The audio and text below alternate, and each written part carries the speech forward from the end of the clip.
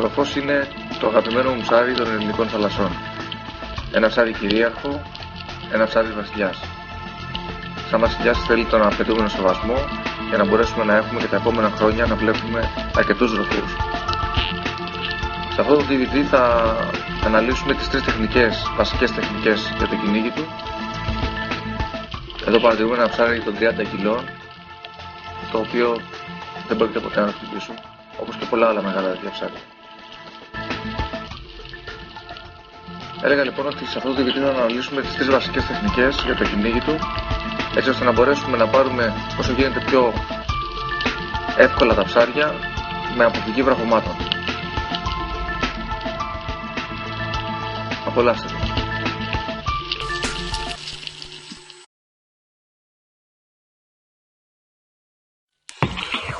Η τεχνική του καρεριού μπορεί να μας φανεί χρήσιμη για τρεις κυρίους λόγους. Οπότε όσο θα δούμε σε αυτό το βίντεο είναι για να μπορέσουμε να αποκαλύψουμε έναν ροφό, να τον τραβήξουμε μακριά από το θαλάμι του, ώστε να κάνει πολύ πιο εύκολη τη σύλληψή του. Σε αυτό το βίντεο ο ροφός έχει εντοπιστεί ήδη, πυροβγαίνει μέσα στο θαλάμι του και δεν ήθελα να τον πάρω μέσα στο θαλάμι του, οπότε επέλεξα το καρτέρι για να τον τραβήξω λίγο πιο έξω και να τελειώσουμε με ένα χτύπημα.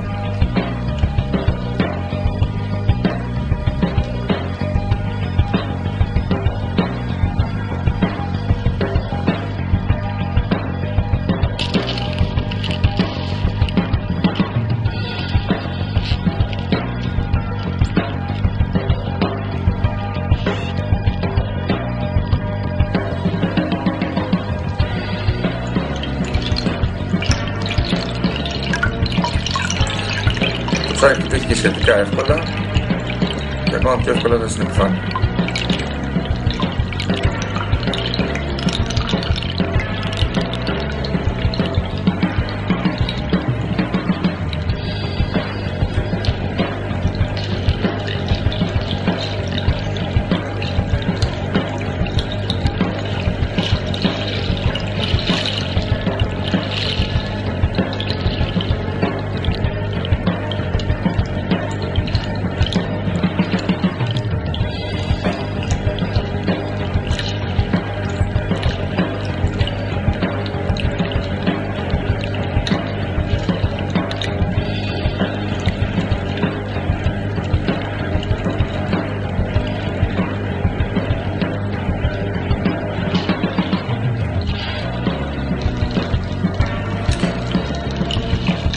Σε αυτό το βίντεο θα δούμε την επιλογή του καρτεριού μετά από ένα συρτό, που ο μοναδικός του λόγος είναι για να ηρεμήσουν τα ψάρια που υπάρχουν από κάτω, τα οποία στο συγκεκριμένο βίντεο είναι 2.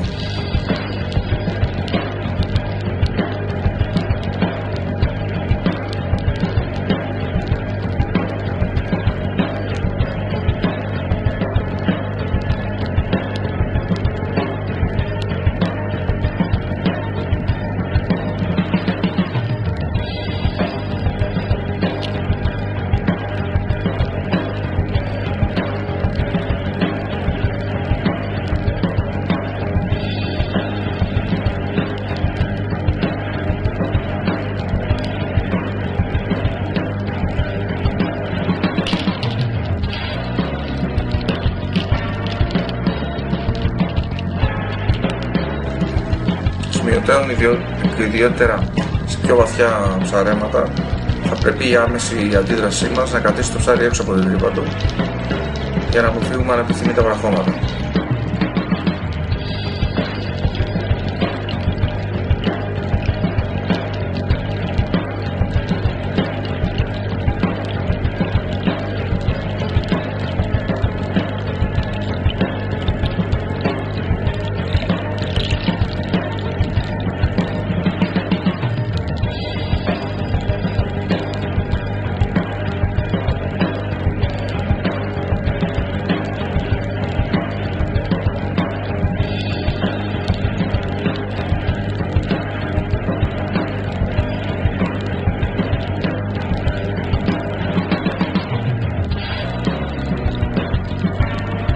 Στο τρίτο βίντεο θα δείτε την τεχνική του καρτεριού πραγματικά να μας δίνει ένα ροφό που θα ήταν πάρα πολύ δύσκολος. Ένας ροφός ο οποίος έμπαινε μέσα στο λάμι και εξαφανιζότανε και αποφάσισα να τον πάρω με καρτέρι. Θα δείτε από την κρυφή γωνία, προσέξτε πάρα πολύ τη θέση του καρτεριού, έτσι ώστε να μην μπορεί να με δει εκτός αν βγάλει το κεφάλι του έξω.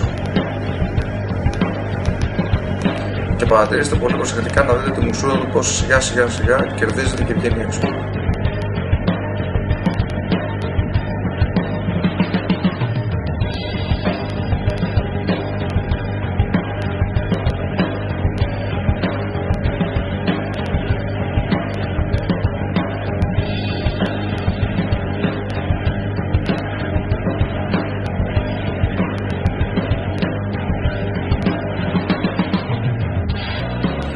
Δείτε τον. Εκεί.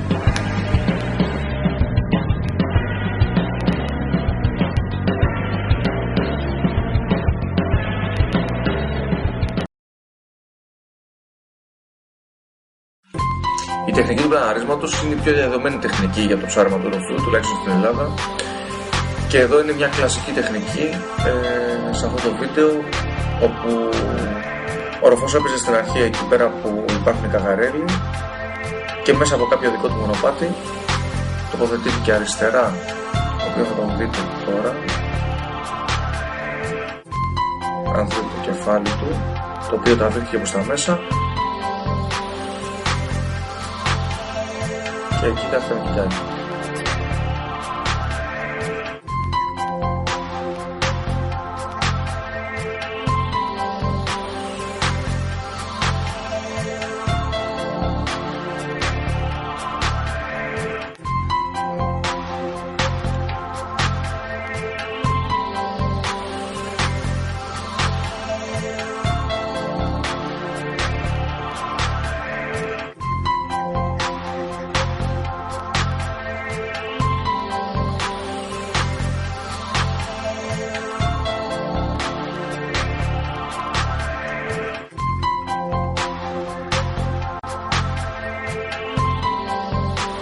Εδώ είναι μια ανάμειχτη τεχνική, όπου ξεκινάει σε ένα πλανάρισμα, καταλήγει σε ένα καρτέρι και από το καρτέρι με συρτό επιτυχάνεται ένα χτύπημα σε ένα πολύ μεγάλο ψάρι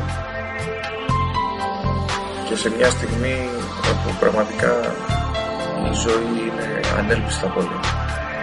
Το ψηλό κυνηγείται συνέχεια και συστηματικά.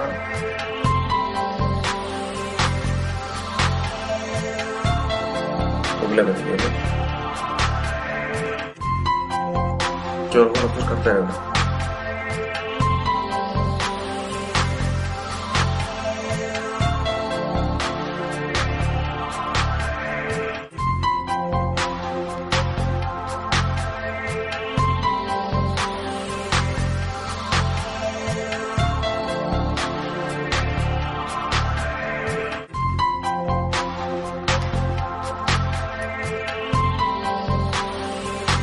Είναι λίγο δύσκολο να έχετε και την κάμερα και το Σαββατοκύριακο.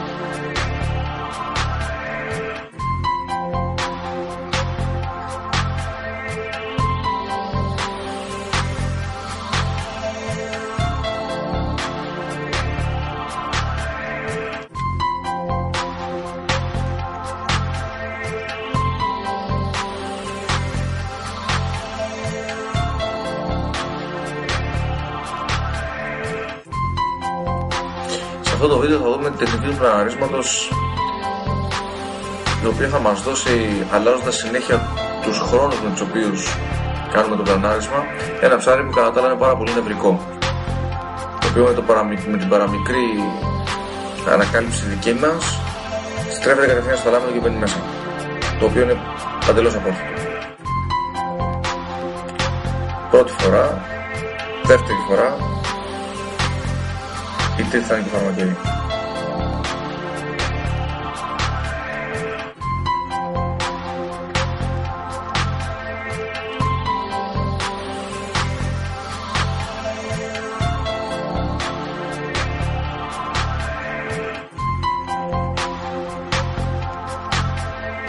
Στο διάστημα αυτό ο ροφός έχει αρχίσει και μας συνηθίζει και αρχίζει να χαλαρώνει και να νιώθει ασφάλεια ότι το τον έχω και όποτε με πλησιάσει πολύ, εγώ θα πάω μέσα στο θαλάμι μου που θέλει τόσο. Σημειωτέω ότι θα πρέπει να μην πάμε ποτέ να φέξουμε μέσα στο θαλάμι του. Να μην τον ενοχλήσουμε εκεί πέρα, για να νιώθει ότι εκεί είναι σίγουρος.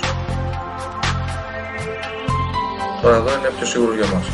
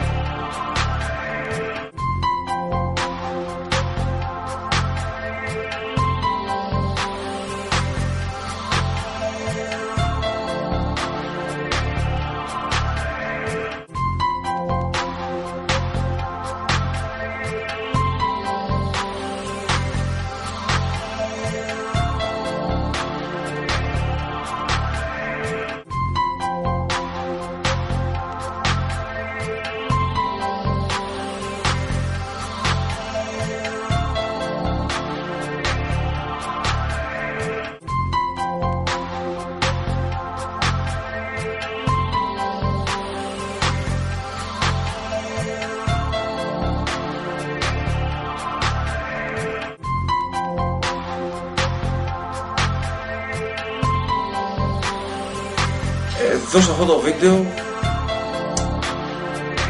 θα δείτε ένα πλανάρισμα σε ένα αρκετά μεγάλο ψάρι, το οποίο κακώς τυπήθηκε και τολμώ να πω ότι μάλλον είμαι τυχερός που αυτό το ψάρι βγήκε. Είναι ένας πολύ μεγάλος ροφός, ο οποίος ξεκίνησε για το θαλάμι του και πάνω στην κίνηση έφαγε τη φεκιά. Η δεύτερη δεν το ξεπέρασε και όχι μόνο αυτό, και το ένα φτεράκι της ήταν έξω. Παρ' όλα αυτά τελικά σώθηκε το ψάρι.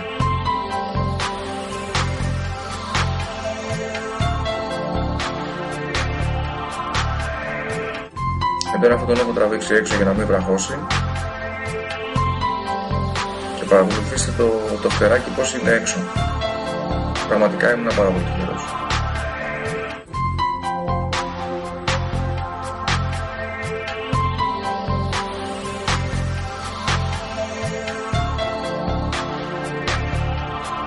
Δύο το φτεράκι.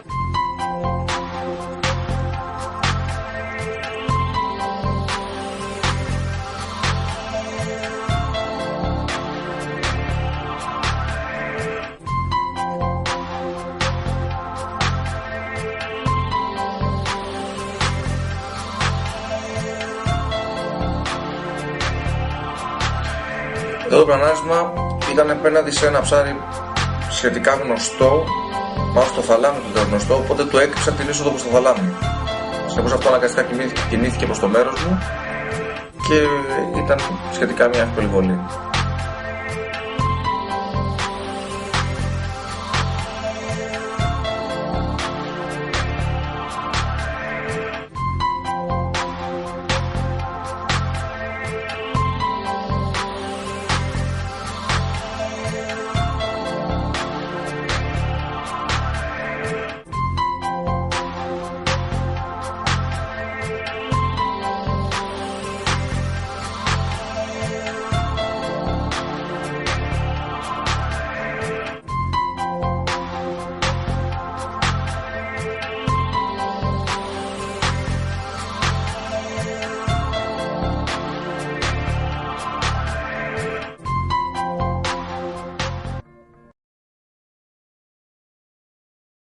Το κυνήγι στην τρύπα είναι η άλλη πια κλασική μέθοδος κυνηγιού του ροφού.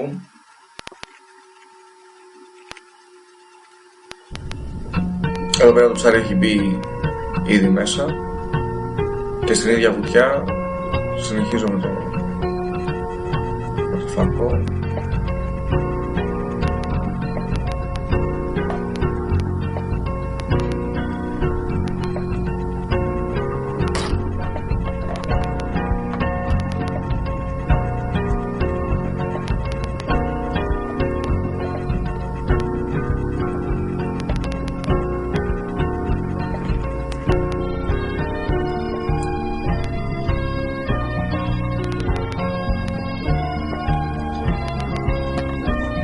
Οι ροφοί θα πρέπει μέσω θαλάμι τους να χτυπιούνται από μπροστά για να είναι εύκολη η έξοδός τους. Αλλιώς σε οποιαδήποτε άλλη φάση θα πρέπει να είμαστε πολύ σίγουροι για το θαλάμι και ότι το ψάρι βγαίνει, αλλιώς θα πρέπει να τον αφήσουμε.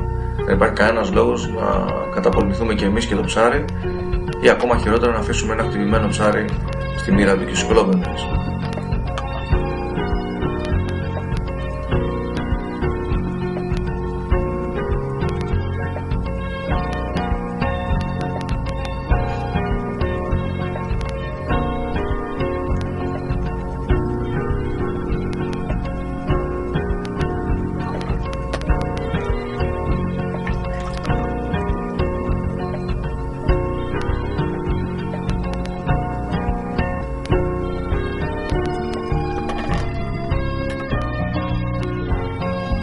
Μερικές φορές μας εκπλήσουν το πόσο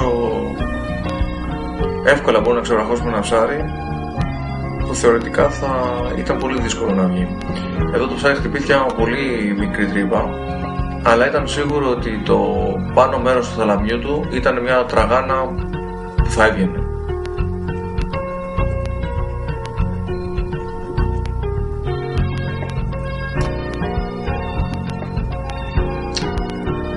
Δεν νομίζω ότι ήταν ούτε κλασικό θαλάμι, ούτε θαλάμι που θα κάταγε γενικότερα ψάρια. Οπότε επιχειρήθηκε και το χτύπημα.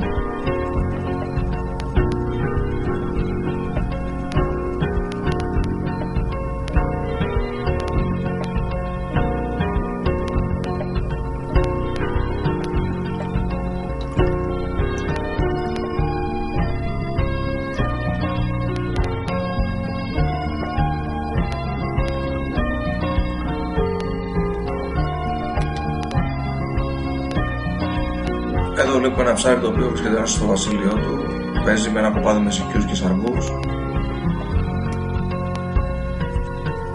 τρομάζει από εμάς και μετακινείται 3 μέτρα μακρύτερα από την είσοδο του θαλαμιού του.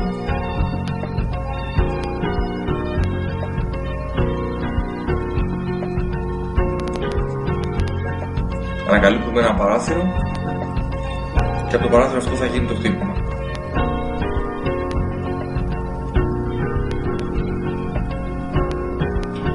Είναι πολύ σημαντικό να πρέπει να είμαστε σίγουροι ότι από εκεί που θα χτυπήσουμε το ψάρι, πάντα από μπροστά, το ψάρι βγαίνει.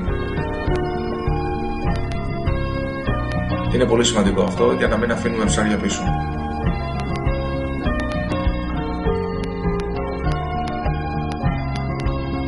Προσέχετε πως κινείται το χαράκι που ενώνει το υπέδαφος με την πέτρα και έχει πάει στο τελευταίο σημείο και μας κοιτάει. Δεν χρειάστηκε καν φακός.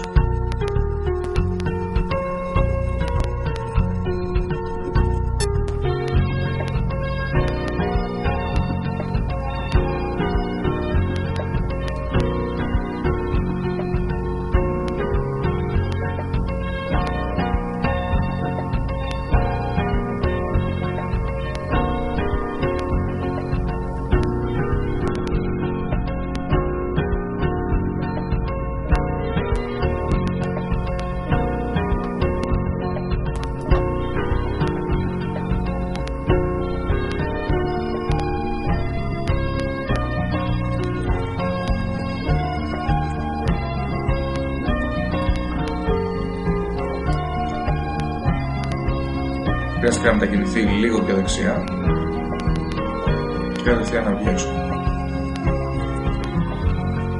Και βέβαια βλέπουμε σε αυτό το βίντεο πόσο σημαντικό μπορεί να το ζευγάρι, ανεξάρτητα από αυτό, ώστε να γίνονται αλλάξει βουτιές και να μην χρειάζεται να κουραστούμε.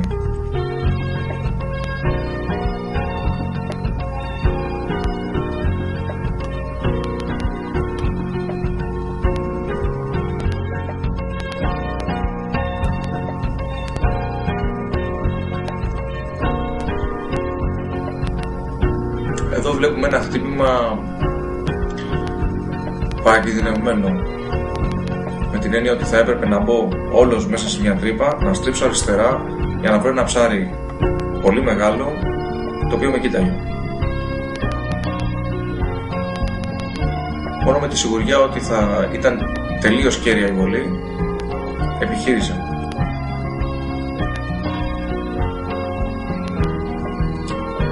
Δεν θα ήταν άσχημο να αποφεύγεται αυτό από κάποιον που είναι σχετικά άπειρος.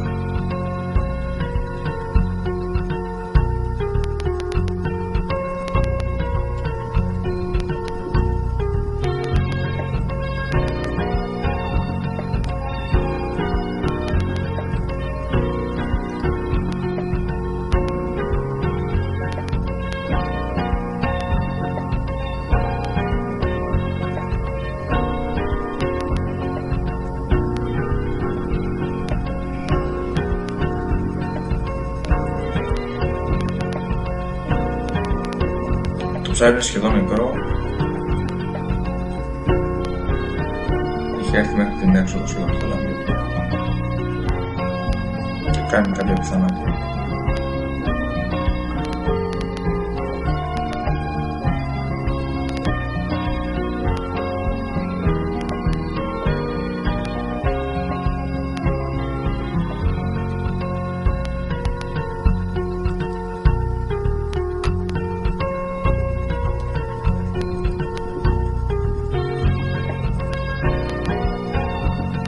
Για όποιον ξέρει τι σημαίνει μια πάλι με τόσο μεγάλα ψάρια, μην του φάνει παράξενο αυτή η δύναμη που βλέπει. Το ψάρι είναι σχεδόν νεκρό. Απλά είναι τέτοια δύναμή του που με ένα απλό τράνταγμα δημιουργεί στροβίλους.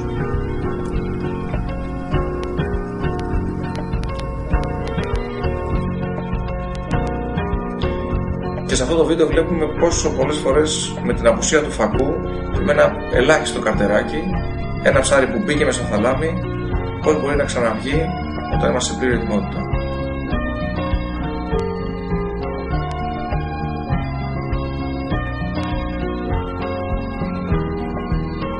Αν προσέξατε την κίνησή του, το ψάρι μας κοίταγε, μπήκε μέσα και από την ηρεμία μας ξαναβγήκε να μας κοιτάξει.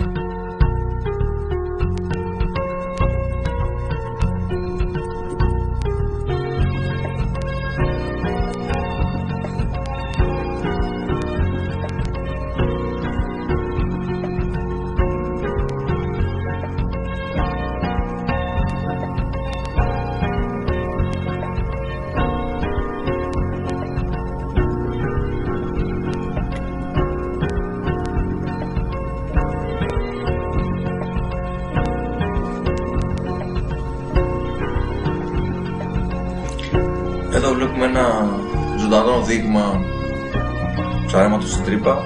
Θα φανεί όλο το ψάρι μέσα στην ανοχή του θαλαμιού του.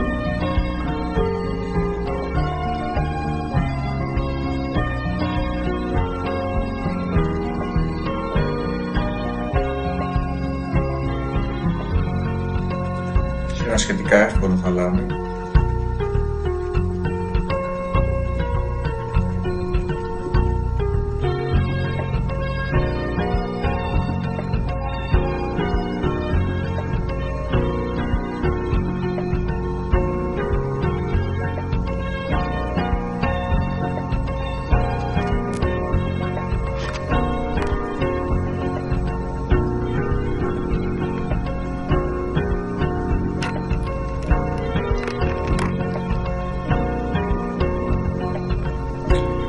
Ήταν αρκετά καλή. Πέρασε σπονδυλική στήλη, έκοψε βράχια και το ψάρι μέχρι την επόμενη βουτιά ήδη είχε χάσει το αίμα του, αλλά η δεύτερη βολή του σιγουρεύει να μπορέσουμε να το δουλέψουμε μεγαλύτερα.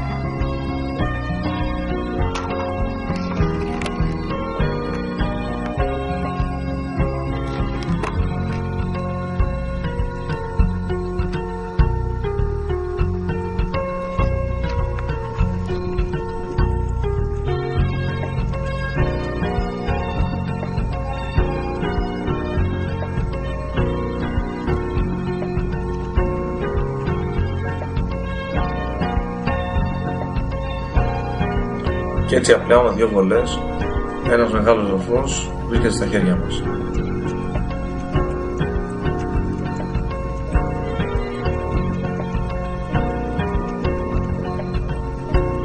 Στο χειρότερο θαλάμι ήμασταν λίγο τυχεροί, γιατί αν το ψάρι ήταν λίγο μικρότερο, δηλαδή κοντά στα 6 κιλά, έχει άλλο χώσιμο πιο μέσα. Αν πέρναγε στη μέσα πλευρά, θα ήταν πάρα πολύ δύσκολο το ξεβράχουμε.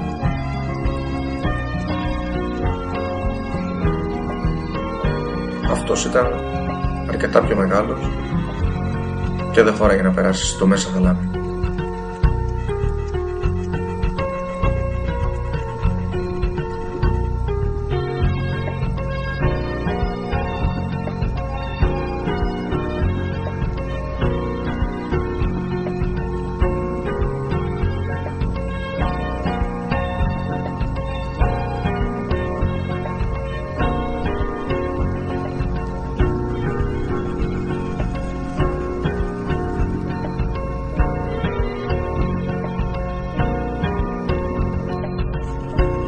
Και εδώ πάλι θα δούμε ένα ψάρι το οποίο στη σιγουριά του θαλαμιού του κάθεται ήρεμο και μας περιεργάζεται και κάπου εκεί θα περνάει.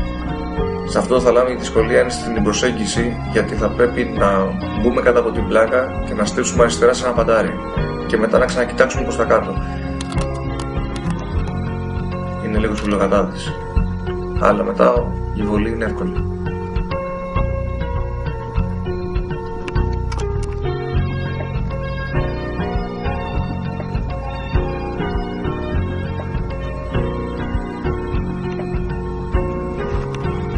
Μας βράχωσε η βέρκα, οπότε το ξεβραχωτήρι ήταν απαραίτητο.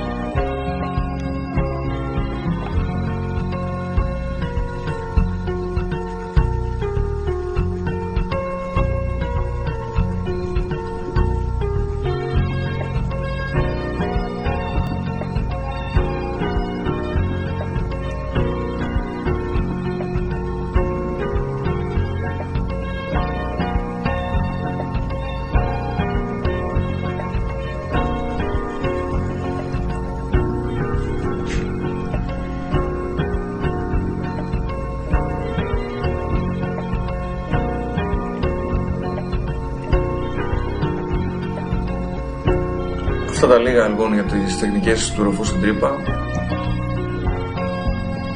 Κοντά δυνατά όπλα και η σιγουριά για τη βολή θα μας δώσουν σίγουρα μερικά ψάρια. Θα ακολουθήσουν και άλλα βέβαια βίντεο σε επόμενα τέτοια, για τα οποία θα είμαστε σε πιο ειδικές τεχνικές για το ψάραμα του ροφού, της συνανδρίδας, του μαγιάτικου, της στήρας.